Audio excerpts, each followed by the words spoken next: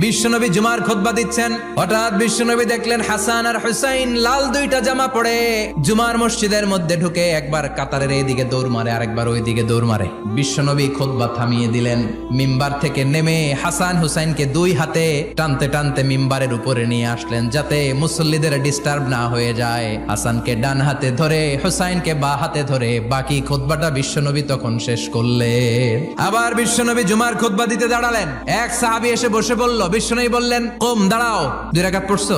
সাহাবী কয় না, পড়ি নাই। বিশ্বনবী বললেন, 2 রাকাত পড়ো। খুতবার নিরবিচ্ছিন্নতাকে ভঙ্গ করে বিশ্বনবী তাকে দাঁড়াতে বললেন, 2 রাকাত নামাজ পড়তে বললেন। তার মানে খতিব সাহেব মন গড়া শুধু খুতবা দিয়ে যায় না, ডানে বায়ে কোথায় কি হচ্ছে সবকিছু নজরে রেখে, কন্ট্রোলে রেখে সামাজিক সব সমস্যার কথাগুলো তুলে ধরে অসামাজিক কার্যকলাপের বিরুদ্ধে হুঙ্কার দিয়ে জুমার প্ল্যাটফর্মটাকে শক্তিশালী করাই হচ্ছে একজনের খতিবের দায়িত্ব। চিল্লা এখন ঠিক কিনা? এ কাজই করেছেন বিশ্বনবী 500টা খুতবায়।